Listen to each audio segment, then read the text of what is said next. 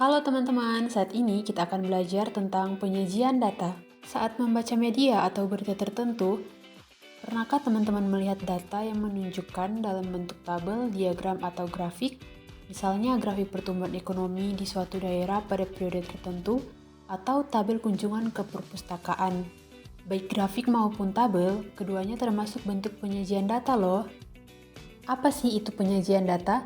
Penyajian data adalah bentuk pengemasan suatu data secara visual sedemikian hingga data lebih mudah untuk dipahami. Nah, tanpa ada penyajian data yang tepat, seorang peneliti akan kesulitan untuk menganalisis hasil akhir dari penelitian. Nah, dalam bentuk penyajian data, terdapat macam-macam penyajian data. Yang pertama itu ada bentuk tabel.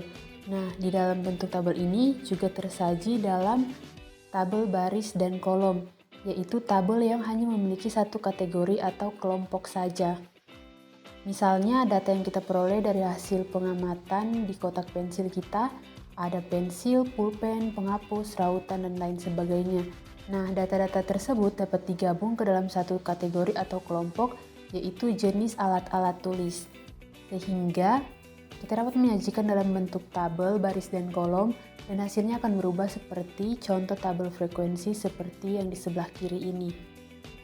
Kemudian yang berikut ada tabel kontingensi. Nah, di tabel kontingensi ini memiliki data yang lebih dari satu kategori atau kelompok. Bisa dilihat dari tabel yang di sebelah kanan ini, diketahui data jumlah siswa kelas 7 berdasarkan jenis kelaminnya. Nah, data tersebut memiliki dua kategori, yaitu kelas dan jenis kelamin. Oleh karena itu, contohnya seperti ini. Kemudian ada tabel distribusi frekuensi.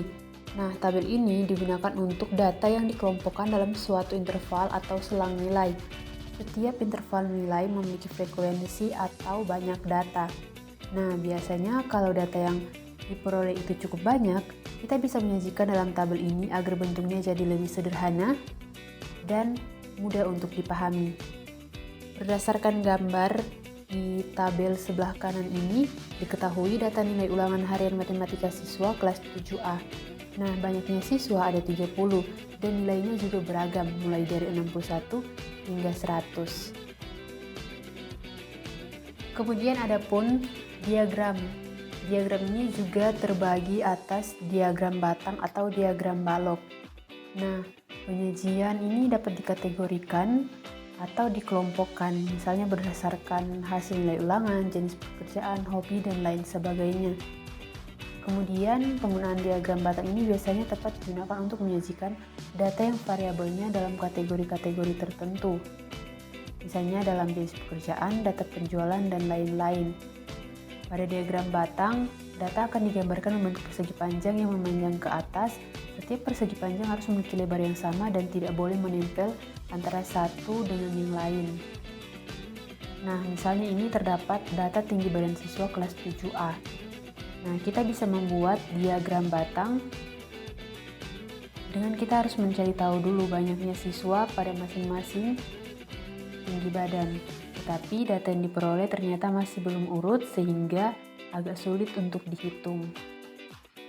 Nah, oleh karena itu kita harus membuat urutan terlebih dahulu, mulai dari data yang paling kecil hingga data yang paling besar supaya lebih mudah. Kemudian kita susun datanya dalam bentuk tabel. Nah, setelah itu kita membuat sumbu datar dan tegak yang saling berhubungan, dan sumbu datar menyatakan kategori dan sumbu tegak menyatakan banyaknya data atau frekuensi dari masing-masing kategori.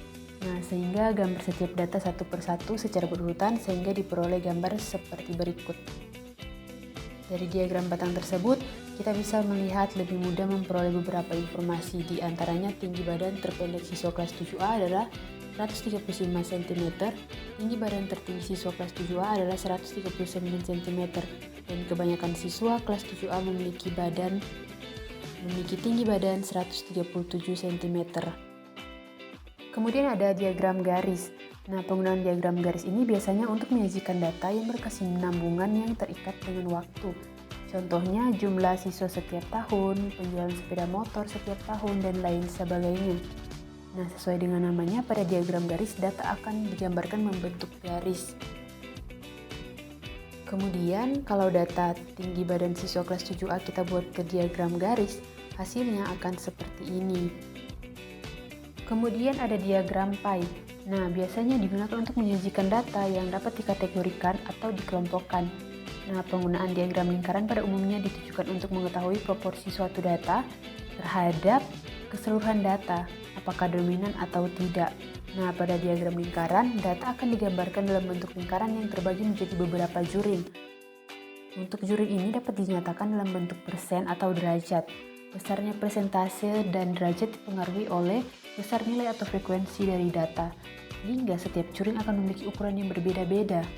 Jika jurin dinyatakan dalam persen, maka untuk satu lingkaran penuh total presentasinya adalah 100%. Sementara itu, jika jurin dinyatakan dalam derajat, maka satu lingkaran penuh total sudutnya adalah 360 derajat. Untuk menghitung besar sudut dan besar persentase dalam lingkaran, kita bisa menggunakan rumus di sebelah kiri ini. Kemudian untuk data dari tinggi badan siswa kelas 7A dalam derajat bisa kita lihat seperti ini. Dan untuk diagram lingkaran tinggi badan siswa kelas 7A dalam persen setelah dihitung bisa kita lihat seperti ini. Demikianlah kita telah belajar jenis-jenis penyajian data. Terima kasih.